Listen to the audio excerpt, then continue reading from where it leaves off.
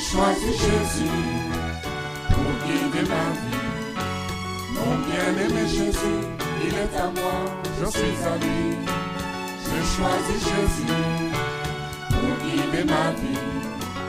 Mon bien-aimé Jésus, il est à moi, je suis à lui. J'ai choisi Jésus. Gloire à Dieu. Nous allons continuer notre étude sur le livre de Cantiques, des Cantiques. Le plus grand des cantiques, autrement dit, le plus grand des cantiques. Cantiques, des cantiques, qui pour nous est l'histoire d'amour maximum, profond, entre Dieu et un reste d'Israël, entre Jésus et son Église aussi, même si contextuellement, c'est l'histoire d'amour entre Salomon et la Sulamite. Mais nous pensons que Dieu ne va pas mettre une histoire d'amour entre Salomon et la Sulamite dans sa parole pour juste voir comme un film la vie de Salomon. Non, Dieu met cette histoire parce que c'est sa nourriture pour nous. C'est écrit dans 2 Timothée 3,16. Dans 2 Timothée 3,16, c'est écrit que toute écriture vient, donc est remplie du souffle de Dieu. Je vais lire ça. 2 Timothée 3,16. Parce que j'ai parlé avec un bien-aimé qui m'a dit, mais est-ce que ce n'est pas juste l'histoire d'amour entre Salomon et la Sulamite? C'est le contexte. Mais toute la Bible est la parole de Dieu. Voilà. Il n'y a pas de parties qui sont parole de Dieu et d'autres pas. Toute la Bible est parole de Dieu. Et 2 Timothée 3,16 nous dit ceci. Toute écriture est inspirée de Dieu. Autrement, terre à terre, est soufflée par Dieu et utile pour enseigner, convaincre, pour corriger, pour instruire dans la justice, afin que l'homme de Dieu soit accompli et propre à toute bonne œuvre. C'est ça le but. Donc, mais c'est inspiré de Dieu. Donc même si ça parle des histoires des hommes, c'est inspiré de Dieu. Même quand Paul dit, ce n'est pas moi, ce n'est pas le Seigneur, mais c'est moi qui dis, le fait que Dieu a pris ce que Paul a dit,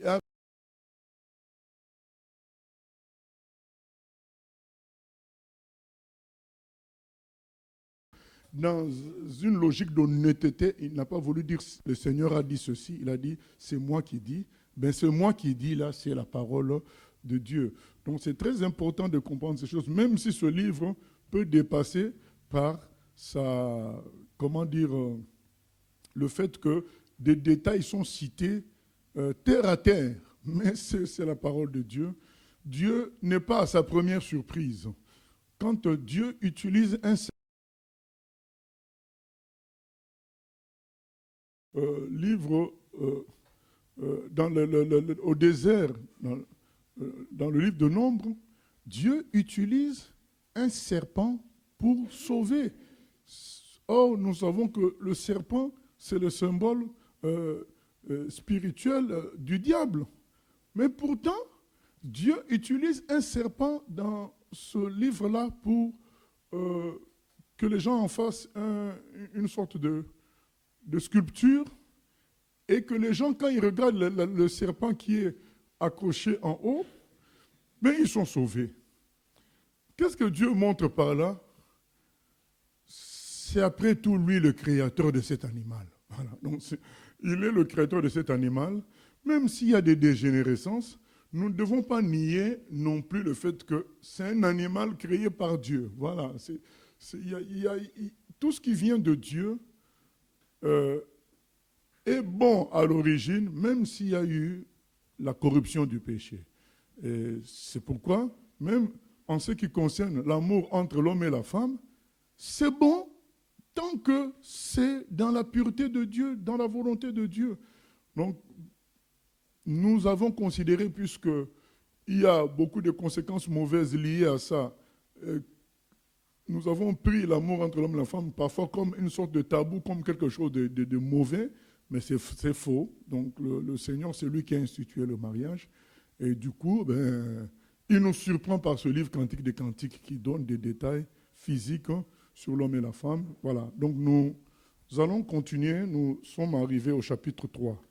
Cantique des Cantiques, chapitre 3. Et si on a le temps, nous irons jusqu'au chapitre 4. Dans ces 2 chapitres sont décrits fortement la relation entre le roi et sa bien-aimée.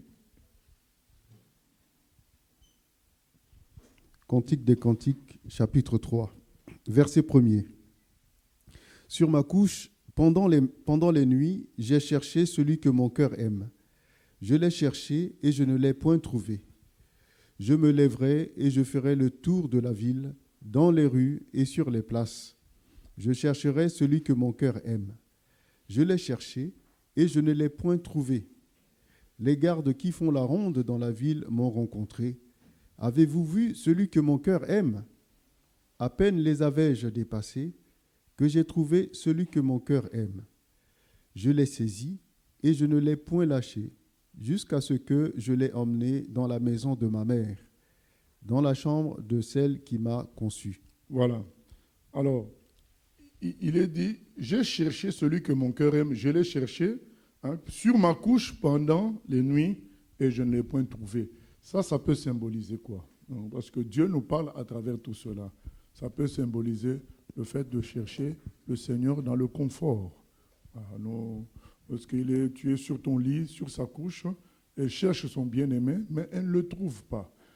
Il y a des enfants de Dieu qui veulent que le travail avec Dieu, le service de Dieu, la marche avec Dieu, que cela se passe dans des conditions toujours favorables. Donc ils veulent, ils ne sourient que quand tout va bien, ils ne prient fortement que quand tout va bien, ils ne louent Dieu que quand tout va bien. Et donc pour eux, voilà, c'est l'environnement favorable qui les rapproche de Dieu. Ce n'est pas normal. Il est écrit, je ne l'ai pas trouvé. Voilà, puisque c'est vrai que c'est la place de son mari. Le lit, il doit être là, mais il n'est pas forcément là. Il peut être au travail. Il peut être ailleurs. Donc rester sur son lit et le chercher que là, c'est être dans un état de confort et vouloir trouver Dieu dans cet état et toujours, et à un moment donné, on ne va pas le trouver là parce que Dieu ne nous met pas toujours que dans le confort. Il nous amène aussi dans les épreuves, dans l'inconfort. Il y a des gens qui veulent que tout se passe bien, les brebis que Dieu leur envoie soient des anges, mais à quoi ça sert alors si c'est déjà des anges? Toi, tu vas faire quel travail alors? Voilà. Les enfants que Dieu leur donne, qu'ils soient des anges, mais non, nous sommes sur terre. Les humains ne sont pas des anges. Il y a des gens qui veulent que les responsables soient des anges. Bon, et ils ne sont bien dans leur relation spirituelle que dans le confort, que les responsables soient des anges, qu'il n'y ait aucune faute de français dans quelque chose. Mais non, il y aura toujours des impairs sur la terre, il y aura des difficultés, il y aura des épreuves, il y aura des attaques. Mais dans tout cela, nous pouvons trouver le Seigneur si nous ne mettons pas des a priori. Donc les a priori, c'est des systèmes. On se dit que Dieu, s'il est Dieu, je dois être en bonne santé. S'il est Dieu, mes affaires doivent marcher. S'il est Dieu, je dois être marié. S'il est Dieu, je dois avoir des enfants. Donc on fixe soi-même un cadre où on doit trouver Dieu. Ça, c'est le confort.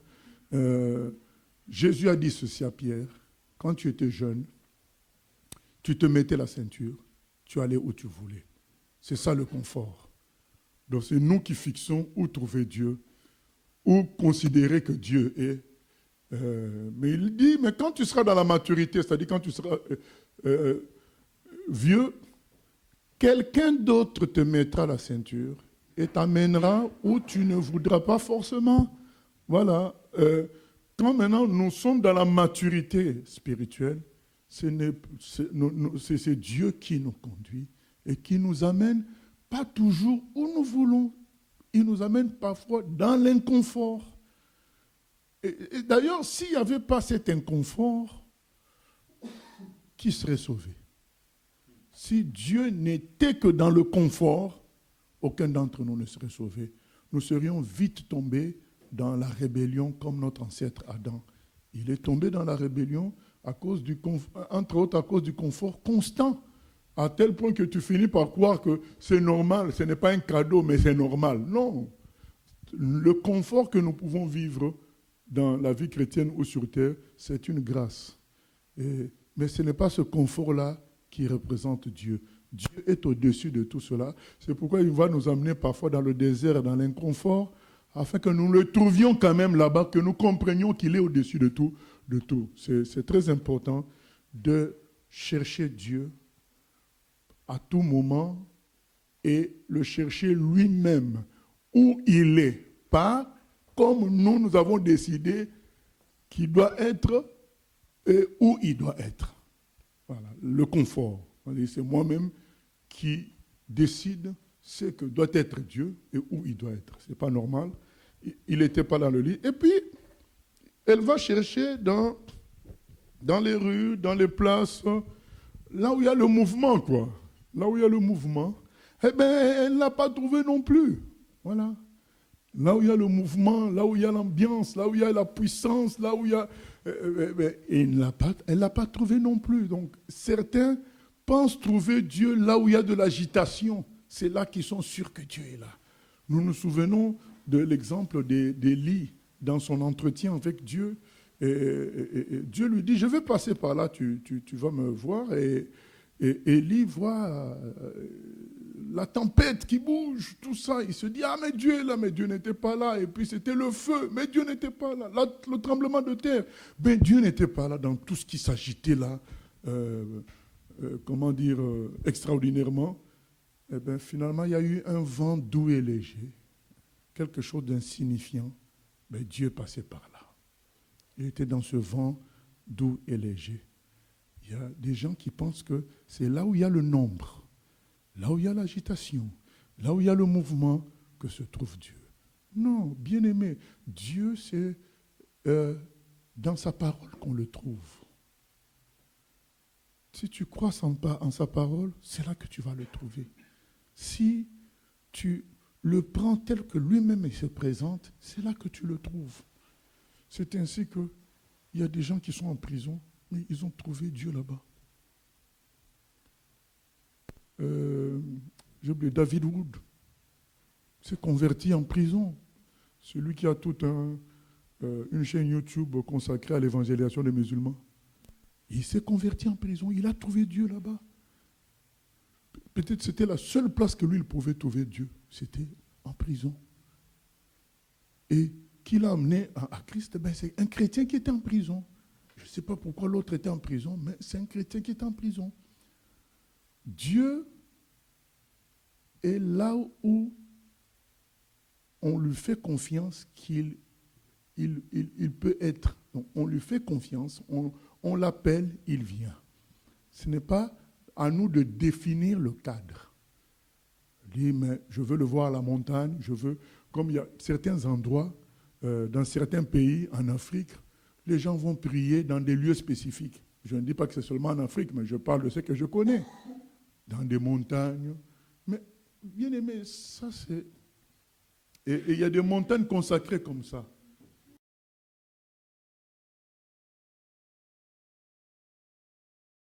Conversation entre Jésus et la femme samaritaine dans Jean chapitre 4, où la femme dit, mais nous, Dieu, nous le prions à la montagne. Vous priez au temple à Jérusalem. Jésus lui a dit, ce n'est pas une question de temple, ni de montagne, c'est en esprit et en vérité. C'est en fonction de sa parole et d'une manière spirituelle qu'on rencontre Dieu. ce n'est pas le mouvement, ce n'est pas le nombre, ce n'est pas le bâtiment. Et elle a cherché dans les rues, là où il y a l'animation, là où ça bouge, mais elle n'a pas trouvé non plus. Et jusqu'à ce qu'elle va plus loin, dans le calme, c'est là qu'elle trouve, à peine je les avais passés que j'ai trouvé celui que mon cœur aime. Donc quand elle a lâché et le confort et le côté animation, ben finalement, dans le calme, dans peut-être dans le souci réel de trouver Dieu, on trouve Dieu. Donc elle avait le souci, l'envie vraiment de rencontrer son bien-aimé, et elle l'a trouvé. Voilà. Et il dit, je l'ai saisi et je ne l'ai point lâché. Beaucoup saisissent le Seigneur et lâchent dès que les conditions ne sont plus bonnes. Lâchent. Mais ils ne vont pas dire nous avons lâché le Seigneur. Hein. Ne vous en faites pas. Ils vont dire ce sont les hommes qui sont mauvais, l'endroit n'était pas bon, ainsi de suite. Ils ne vont jamais dire que nous avons lâché le Seigneur. Or, le Seigneur dit une chose. Il dit, là où je suis, c'est là qu'est mon serviteur. Si le Seigneur est quelque part, et toi tu lâches l'endroit en disant, mais je n'ai pas lâché le Seigneur. En plus, il y a des versets qui montrent qu'il est partout. Hein. Il m'accompagne.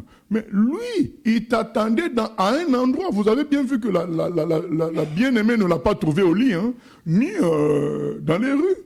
Donc, il l'attendait à un endroit. C'est là où il faut être, là où le Seigneur t'appelle, là où le Seigneur t'attend. Voilà, dire, ben non, j'ai lâché plutôt un groupe, j'ai lâché plutôt des hommes. Mais non, est-ce que tu n'as pas lâché le Seigneur? Il faut bien regarder les choses. Il ne faut pas se tromper. Le Seigneur est invisible. L'apôtre Jean dit, comment tu peux aimer Dieu que tu ne vois pas et ne pas aimer l'homme que tu vois? Il y a des gens qui lâchent les amis, qui lâchent les frères et sœurs pour des raisons charnelles et ils disent, mais non, mais le Seigneur, je n'ai pas lâché le Seigneur. Mais non, tu as lâché ton appel, tu as lâché l'endroit où le Seigneur t'attendait, donc tu as lâché le Seigneur. C'est une réalité. Et beaucoup se trompent. Je vous donne un exemple.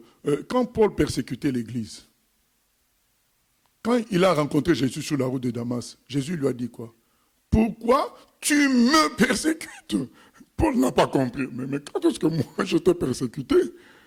Mais maintenant, c'est quand tu persécutes les enfants de Dieu, les chrétiens, que tu me persécutes. Les gens disent, j'ai lâché les hommes, j'ai lâché une église, mais ce n'est pas le Seigneur. Mais si tu as lâché l'église ou les hommes sur lesquels Dieu t'a établi, ou bien entre les mains desquels Dieu t'a laissé, eh bien, tu as lâché le Seigneur. Sinon, Paul n'aurait pas dit le Seigneur n'aurait pas dit à Paul, pourquoi tu me persécutes? Puisque Paul n'a jamais touché Jésus comme ça physiquement pour le frapper ou quoi que ce soit. Il frappait les chrétiens. Jésus a dit, tu me persécutes. Ce sont des réalités, bien-aimées. Lâcher l'appel de Dieu, fuir l'endroit où Dieu t'a établi, fuir les humains que Dieu t'a confiés, parce qu'il y en a aussi qui fuient, ils appellent ça les bouffes ministères, il y a des gens qui fuient les chrétiens difficiles. Donc, tout ça, c'est pas bon. Si Dieu t'a confié des chrétiens difficiles, ben, il ne faut pas les fuir, il faut les gérer, pas à leur goût, mais pas les fuir. Parfois, la gestion peut paraître, il ne faut pas non plus se laisser contrôler en tant que responsable, mais il ne faut pas fuir les gens. Parce que tu fuis ainsi le Seigneur, tu fuis les gens que le Seigneur t'a confiés, tu fuis le Seigneur. Ce sont des réalités. Bien aimés, nous devons réfléchir à tout cela, saisir le Seigneur et ne jamais le lâcher. Saisir le Seigneur et continuer à croire malgré le fait qu'on soit hospitalisé, qu'on soit malade. Saisir toujours le Seigneur et ne jamais le lâcher. Nous continuons, verset 5. Je vous en conjure, filles de Jérusalem, par les gazelles et les biches des champs, ne réveillez pas l'amour avant qu'elle le veuille.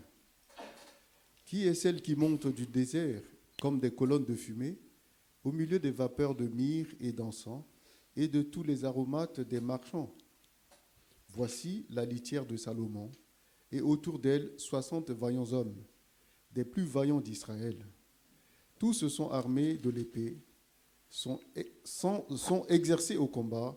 Chacun porte l'épée sur sa hanche en vue des alarmes nocturnes. Le roi Salomon s'est fait une litière de bois du Liban.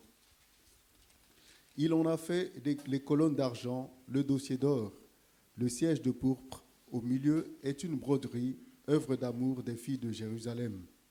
Sortez, filles de Sion, regardez le roi Salomon avec la couronne dont sa mère l'a couronné, le jour de ses fiançailles, le jour de la joie de son cœur. Voilà, là nous voyons la description du bien-aimé. Voilà, la description du bien-aimé et du cadre dans lequel il amène la bien-aimée. Ça, là, on insiste sur le bien-aimé à la fin, même s'il y a donc cette partie du verset 5 et 6 où on dit ne réveillez pas l'amour, nous en avons parlé la fois passée, hein, ne réveillez pas l'amour avant qu'elle le veuille. Voilà, il y a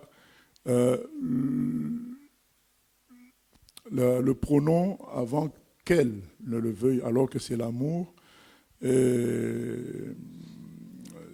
Ça peut être à double sens, soit on considère que c'est vraiment l'amour dont il s'agit, soit on considère que avant que l'autre ne veuille, donc la bien-aimée ne veuille. Mais quand nous lisons le contexte, nous voyons bien qu'il s'agit de l'amour. Donc ne réveillez pas l'amour quand on n'est pas encore prêt, quand on ne veut pas réellement.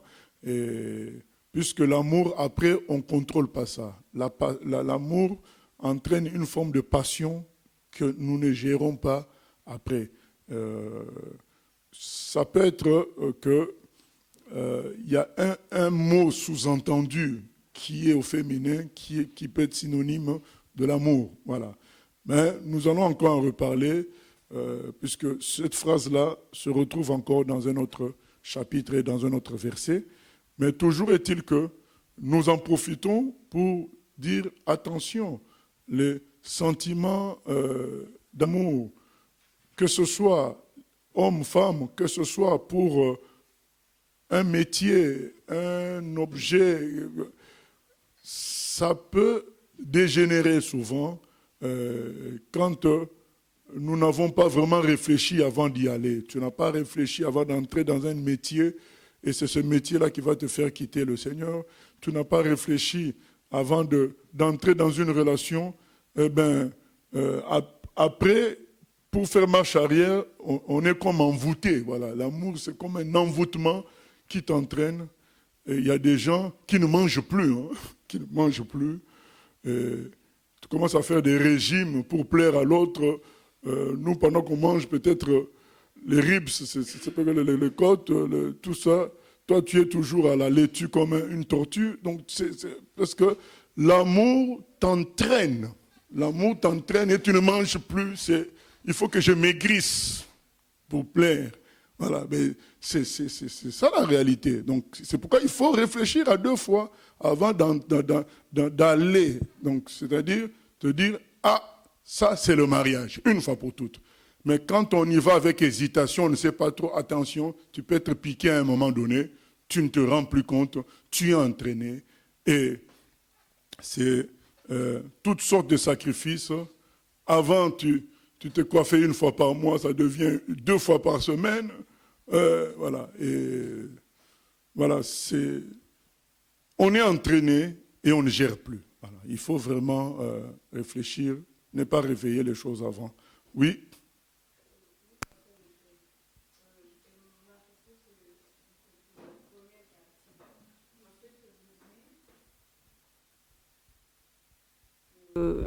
Les chrétiens, ils vivent vraiment côté confort. Tu aimes Jésus, tu fais tous les œuvres de Dieu, tu es bien. Mais quand il y a un souci, par exemple, tu es malade ou tu n'arrives pas à voir ce que tu veux, ça devient compliqué et les chrétiens, ils viennent te visiter et tu n'as pas envie d'attendre de ce qu'ils te disent. J'ai déjà attendu ça. Moi-même, j'ai prêché les gens de tout ça, donc j'en ai marre de tout ça.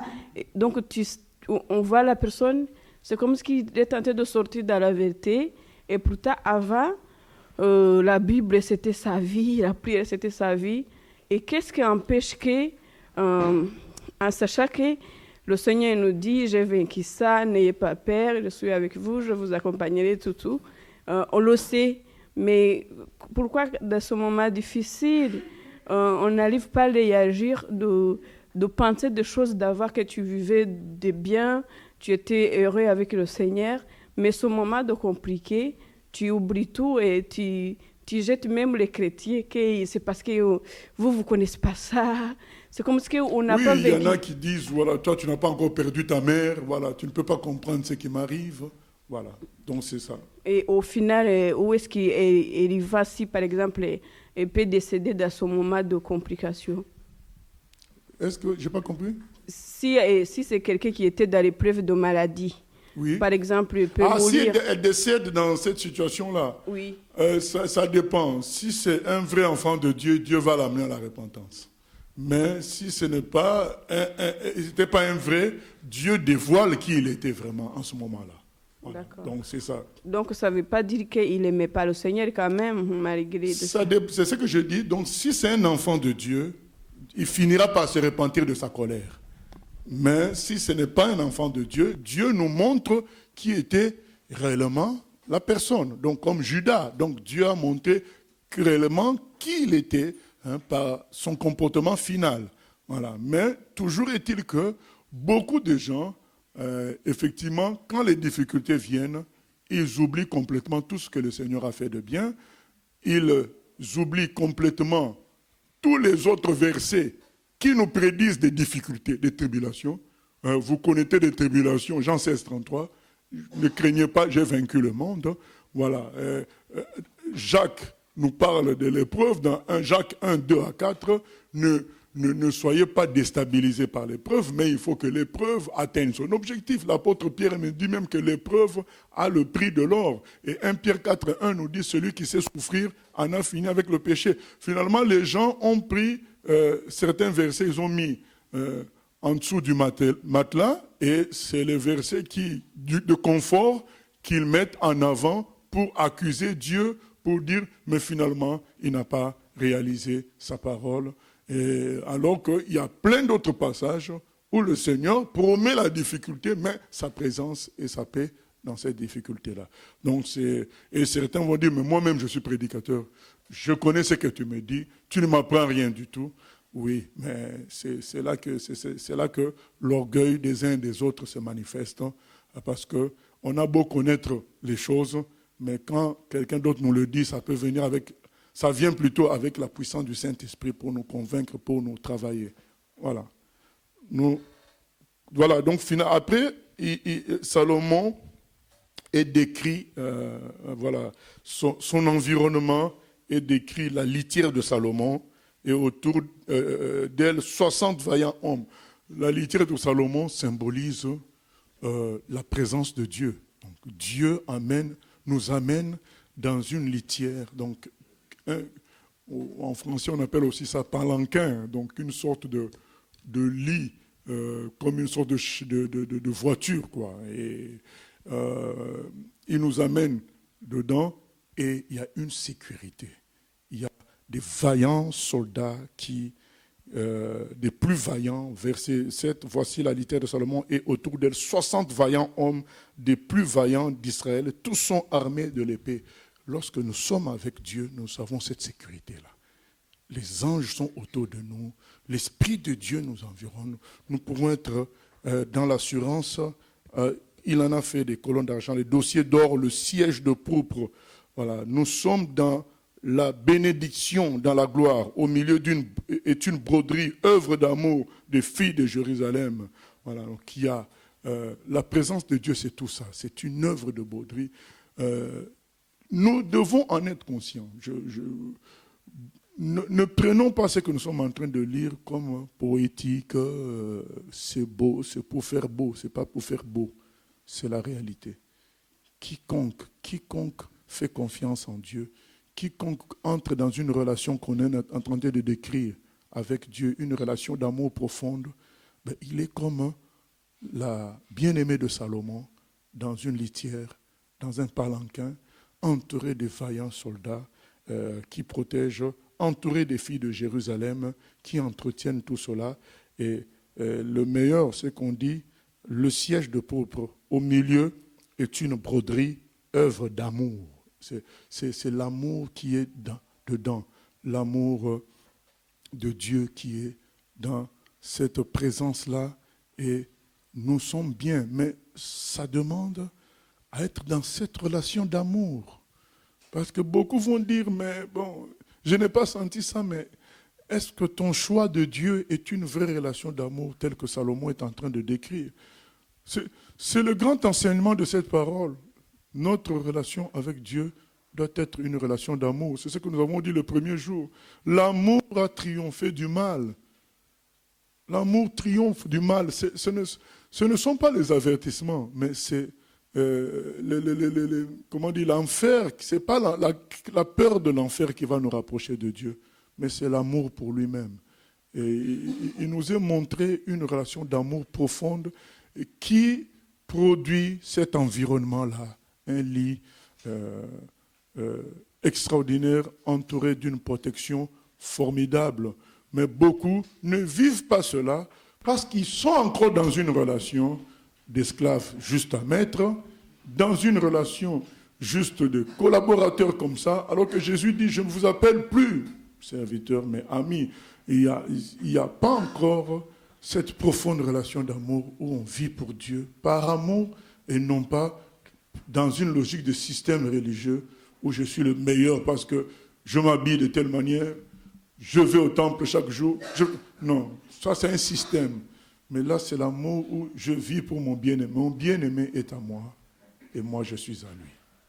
Amen. Oui. Question Internet. Il y a des gens qui fuient des disciples compliqués.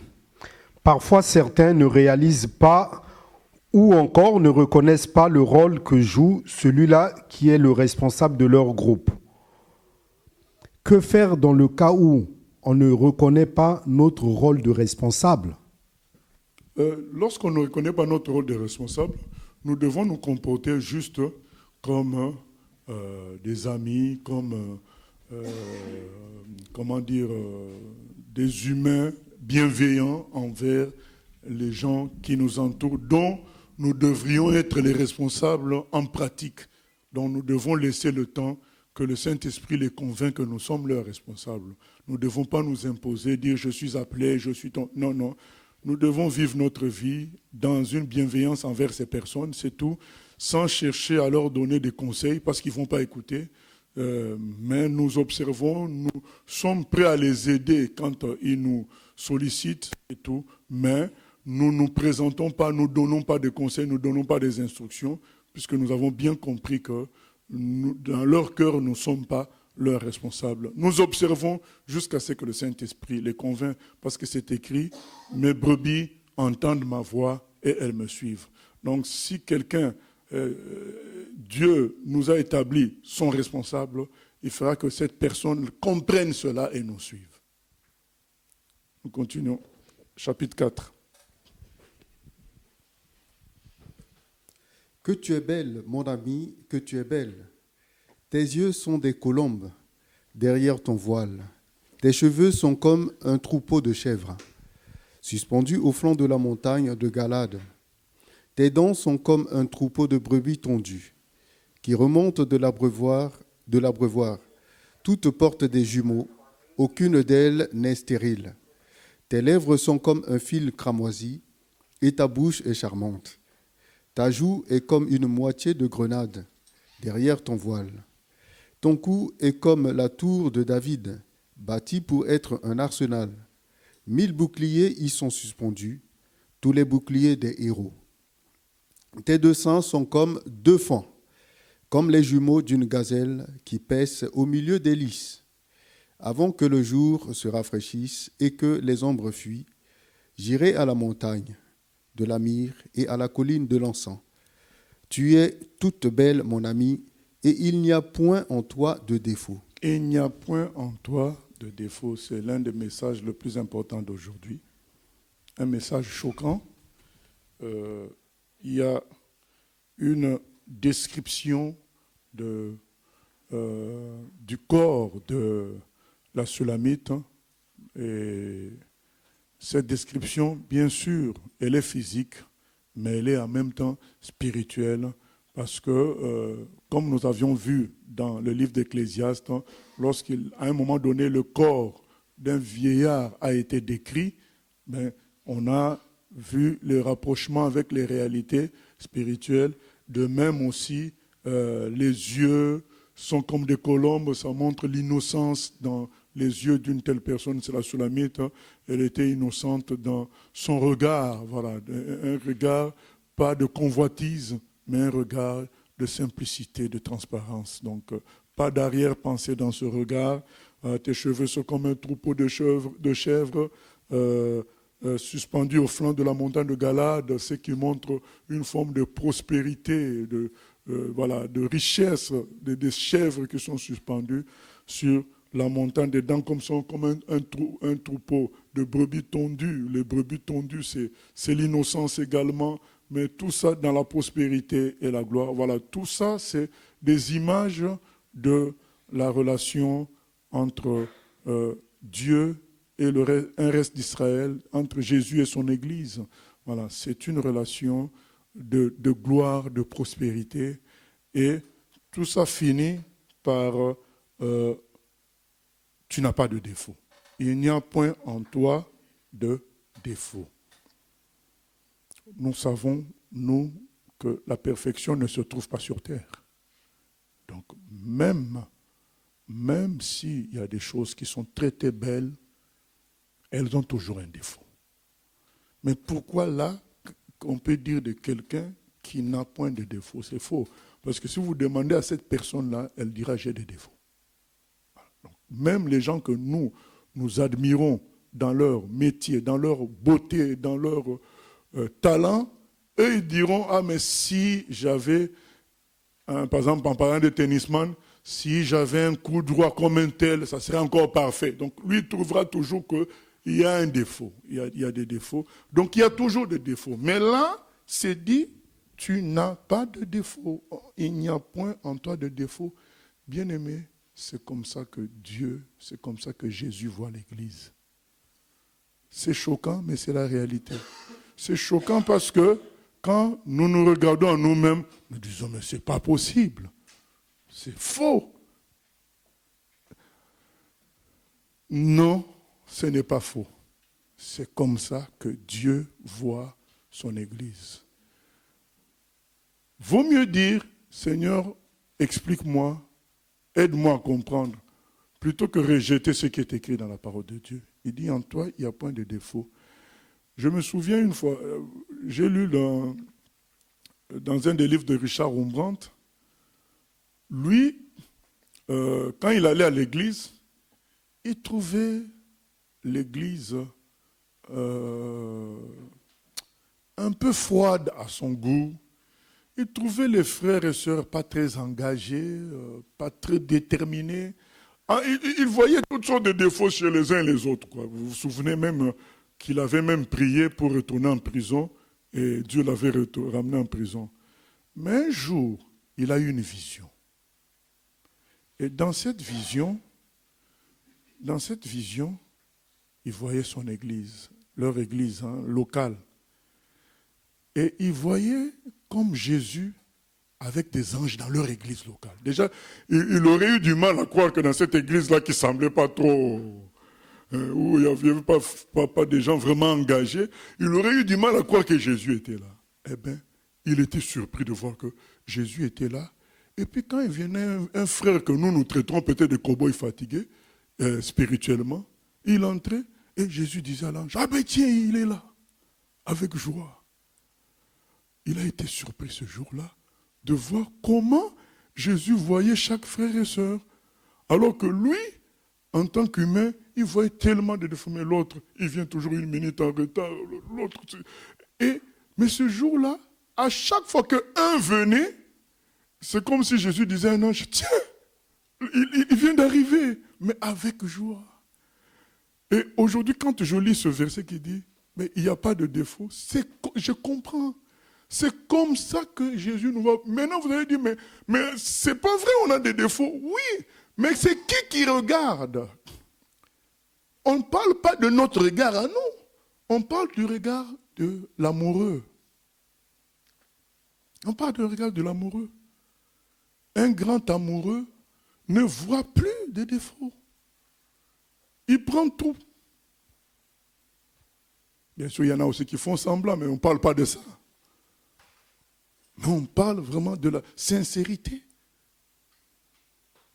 Je vous ai dit que la dernière fois, quand on était petit, on se dit, ah mais il a fait des fétiches. Non, il n'a pas fait des fétiches. C'est l'amour. L'amour rend aveugle. Comme on dit. C'est ça. Et Jésus nous aime.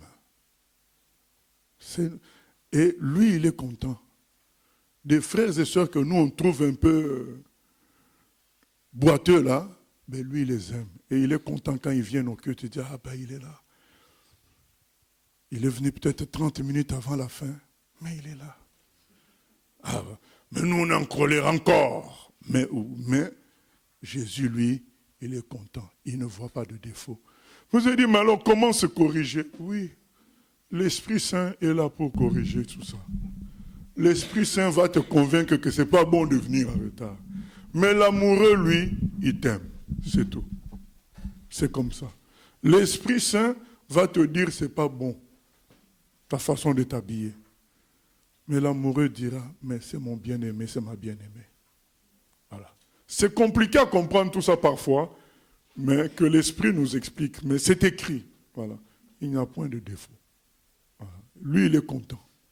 Je me souviens encore d'un frère, d'un bien-aimé dont j'avais lu le témoignage. Il avait dit un jour, Jésus l'avait enlevé et lui a fait faire le tour des églises de son pays. Et lui, quand il arrivait dans chacune des églises, il voyait tellement de défauts. Et Jésus lui disait, ne t'inquiète pas, ça va s'arranger. Ne t'inquiète pas, ça va s'arranger. Voilà le regard de Jésus. C'est un regard d'amour, de patience.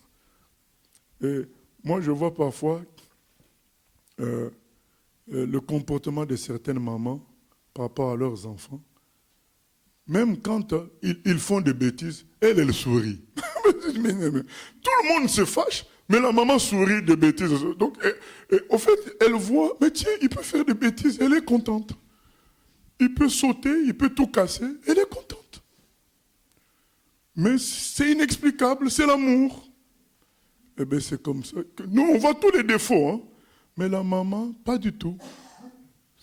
Son fils est en prison. Il a fait ceci, il a fait cela. Elle va aller le visiter, lui amener la nourriture tous les jours. Ça. Mais maintenant, Jésus, lui, il s'est comparé à la maman. Il a dit, je la dépasse. Dans Ésaïe 49, 14, 16, il a dit, moi, je dépasse même la maman. Donc, même si ta mère t'abandonne, moi, je ne t'abandonnerai pas. Lui, il se compare. C'est pourquoi Cantique des Cantiques est là pour nous dire, je suis le sommet de l'amour. Je ne vois même pas de défaut chez vous. C'est extraordinaire. Bien aimé, je suis dépassé. Quand je lis ça, ça me dérange et ça me dépasse. Je dis, mais non, c'est quoi cet amour-là? Et en finalité, ça rassure. Tu as envie de dormir 24 heures quand tu entends des phrases comme ça. Tu vas seulement sur le lit dormir de cet amour-là pendant 24 heures ou 48 heures. Voilà, oui, question. Oui, pasteur.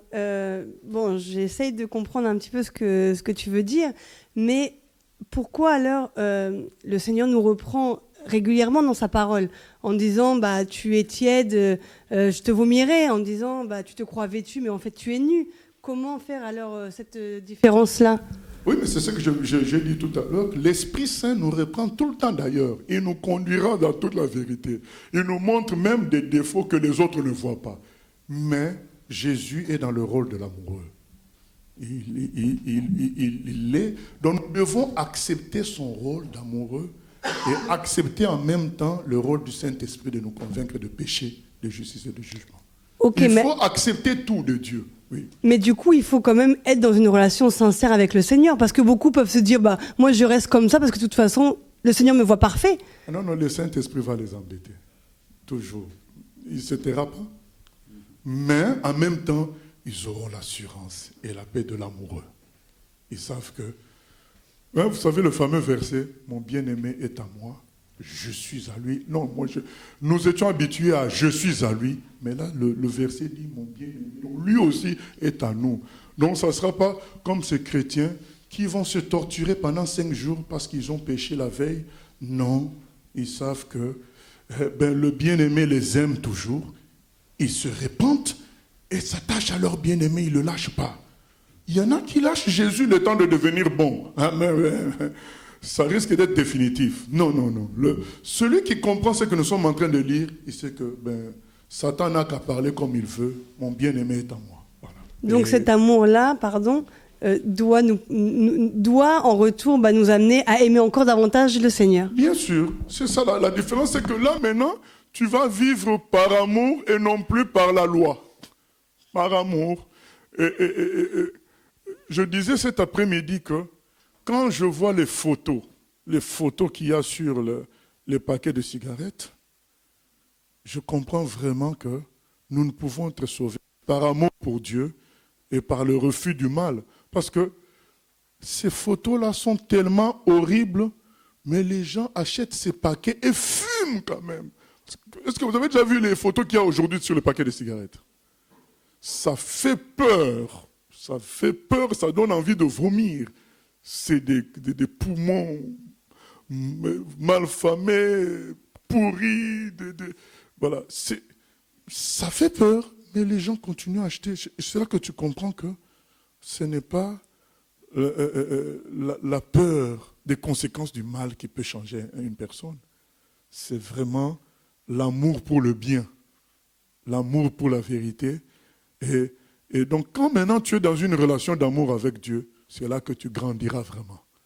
Tant que tu es dans une relation légale avec Dieu, tu ne grandiras pas. Tu tourneras autour du pot. Voilà. Mais quand tu entres maintenant dans le cantique en hébreu, Shir HaShirim, c'est extraordinaire, oui.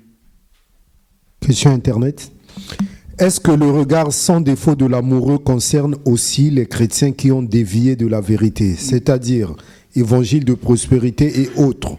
Doit-on aussi considérer que Dieu les voit sans défaut? Moi, je parle des vrais chrétiens. Maintenant, les vrais chrétiens, Dieu seul les connaît. Quelqu'un peut être dans une église de prospérité, mais lui-même, en tant que personne, veut vraiment de Dieu, mais les faux enseignements l'ont un peu embêté. Ceux-là, Dieu les considère toujours comme sans défaut. Mais les gens qui dévient consciemment, qui connaissent la vérité, mais qui choisissent la prospérité, ils ne sont pas de Dieu. Et ils font partie d'Apocalypse 3, 15 à 16, qui dit « Je te vomirai ». Voilà. Oui. Oui, pasteur, j'aimerais juste que tu nous expliques ce que tu viens de dire tout à l'heure. Quand tu as dit que Jésus nous trouve parfaits, mais que l'Esprit trouve qu'il y a des choses à corriger en nous, est-ce que ça ne fait pas comme s'il y avait une contradiction entre Jésus qui nous trouve parfaits et l'Esprit qui trouve qu'il y a des choses à corriger? Est-ce que tu peux nous expliquer un peu? Je veux redire ce que j'ai dit, puisque je pense l'avoir expliqué, que Jésus est dans le regard de l'amoureux. Tel qu'il est présenté là, c'est dans le regard de l'amoureux. Et l'amoureux ne trouve plus de défauts dans l'être qu'il aime. Voilà, nous le vivons humainement. Hein.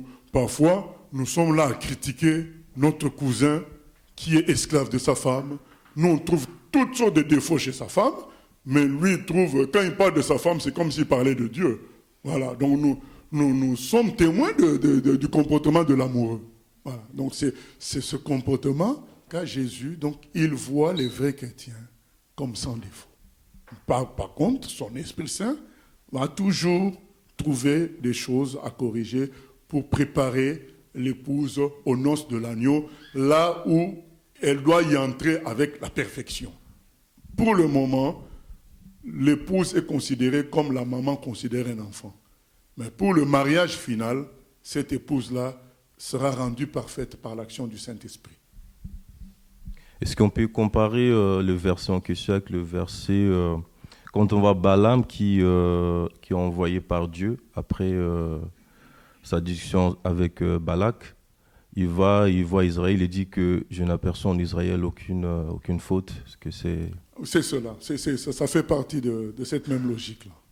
Voilà, donc pourtant, il y a le même Dieu qui, à un moment, dit qu'il va reprocher des choses à Israël, mais quand il est dans la position de l'amour, c'est comme s'il ne voyait rien. Voilà, parce que voilà, c'est une question d'amour. Merci.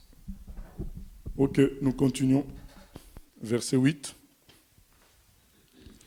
Viens avec moi du Liban, ma fiancée, viens avec moi du Liban. Regarde du sommet de l'Amana, du sommet de Sénir et de l'Hermon, des tanières des lions, des montagnes des léopards. Tu me ravis le cœur, ma sœur, ma fiancée. Tu me ravis le cœur par l'un de tes regards, par l'un des colliers de ton cou. Que tes charmes dans mon amour, ma sœur, ma fiancée. Comme ton amour vaut mieux que le vin. Voilà, vous voyez, quand l'amour est parfait, il n'y a plus de logique de consommation, à tel point qu'il peut même appeler sa femme, sa bien-aimée, sa fiancée, il peut l'appeler ma sœur. Tellement c'est un amour pur. Voilà, c'est un amour pur, ce n'est pas un amour créé par une convoitise, mais c'est un amour pur. Parce que, comme nous avions dit la fois passée, les amours, il y en a beaucoup, et ils ne sont pas tous purs. Voilà. On peut affectionner beaucoup de choses, mais ce n'est pas toujours pur. Et là, vous voyez, c'est une relation tellement pure qu'il peut l'appeler aussi ma sœur. Voilà, nous continuons. Et combien tes parfums sont plus suaves que tous les aromates. Tes lèvres distillent le miel, ma fiancée. Il y a sous ta langue du miel et du lait. Et l'odeur de tes vêtements est comme l'odeur du Liban. Tu es un jardin fermé, ma sœur, ma fiancée. Une source fermée, une fontaine scellée. Tes jets forment un jardin où sont des grenades, où sont des grenadiers, avec les fruits les plus excellents, les troènes avec le nard et le safran, le roseau aromatique et le cinnamon, avec tous les arbres qui donnent l'encens, la myrrhe, l'aloès, avec tous les principaux aromates, une fontaine des jardins, une source d'eau vive, des ruisseaux du Liban. Amen, amen. Bien-aimés, c'est à nous de faire le travail avec le Saint-Esprit, de découvrir tout ça dans l'Église du Seigneur. Mais c'est lui qui décrit son Église ainsi, qui décrit le reste d'Israël ainsi. Voilà, c'est comme un jardin fermé, c'est-à-dire que comme un peuple réservé à lui-même. Donc c'est fermé à autre chose, c'est réservé qu'à lui-même. Voilà, c'est un jardin fermé, une source fermée, réservée qu'à Dieu. Mais réalisons que c'est comme ça que Dieu trouve l'Église. C'est extraordinaire. C'est que nous sommes bien-aimés. Nous devons sortir de la tristesse et chercher à vivre comment lui nous trouve. Voilà. Il nous trouve sans défaut. Eh bien, vivons maintenant sans défaut. Il nous trouve comme une source, comme des jardins. Ben, vivons comme un jardin, comme une source. Voilà. C'est ça. C'est un appel à être ce que lui nous trouve dans sa préscience et dans l'objectif du travail qu'il veut faire en nous. Il veut nous amener à ça. Eh bien, entrons dans cela, même si lui n'attend pas que nous devenions cela, mais à nous de réaliser que lui nous prend ainsi et d'y entrer. Oui. Au fil de la lecture, on voit les compliments qui sont faits sur les attraits, les atouts plutôt physiques, on va dire, de la femme, donc l'homme qui fait ça. Maintenant, si on fait le parallèle avec aujourd'hui, on arrive à faire un rapprochement avec le contexte actuel. Maintenant, est-ce que c'est normal qu'on n'entende pas, aucun mari dire ma sœur à son épouse, quoi. Là, on arrive à voir qu'aujourd'hui, une femme peut être comparée à celle de l'époque, avec les mêmes attraits ou les mêmes charmes ou le même amour qui s'en dégage. Mais là, est-ce qu'il y a un souci dans le fait qu'aujourd'hui, on ne puisse pas appeler... je n'ai jamais entendu ça de mon vivant encore, à dire ma sœur à sa femme, quoi. Donc, Moi, j'ai déjà entendu. Ok. Donc, ça marche. Voilà. Ok. Gloire à Dieu. Nous allons donc prier pour bénir le Seigneur. Il y a une question? C'est 16. C'est fait exprès. Ah, d'accord. Voilà. Nous allons prier pour dire merci au Seigneur d'un tel amour. Moi, je suis dépassé par... voilà, quand je préparais ça, je dis, vraiment, là c'est trop fort, c'est trop fort. Comment il peut nous trouver sans défaut? Comment il peut nous décrire comme un jardin? Tout ça, c'est... Voilà. Ça doit changer notre regard des autres chrétiens. Voilà. Nous devons revenir vraiment à l'humilité, à la considération des bien-aimés, parce que voilà comment Jésus les considère, et nous ne sommes pas meilleurs que Jésus-Christ. Seigneur, nous venons prier que tu nous aides à... Enfin, nous commençons d'abord par te remercier, Seigneur, pour un tel amour inexplicable, un tel amour extraordinaire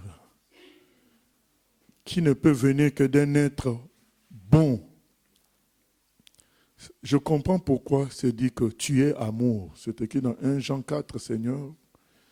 Celui qui n'a pas l'amour n'a point connu Dieu, car Dieu est amour. Nous comprenons parce que l'amour que nous venons de décrire, de lire, nous dépasse. Comment tu peux voir des gens imparfaits comme nous, comme sans défaut? Ça veut dire que ton amour est immense et ça serait dommage de ne pas y baigner, Seigneur. Merci pour ta bonté, ta fidélité, ton amour. Et nous venons prier que nous puissions te rendre l'appareil, que nous puissions t'aimer comme tu nous aimes, comme le frère Jean dit, si nous t'aimons, c'est parce que tu nous as aimés le premier. Que nous puissions regarder les frères et sœurs comme toi tu les vois et laisser le soin au Saint-Esprit de convaincre chacun des péchés, de justice et de jugement, et toujours reprocher en fonction du Saint-Esprit comment il nous conduit et non pas en fonction de notre chair. À toi la gloire, la louange au siècle des siècles pour ta parole, Papa. Amen. Gloire à Dieu.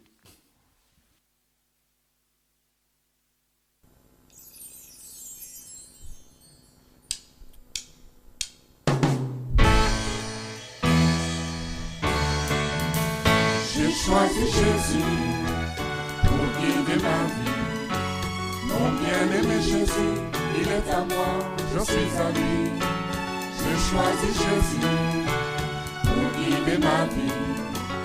Mon bien-aimé Jésus, il est à moi, je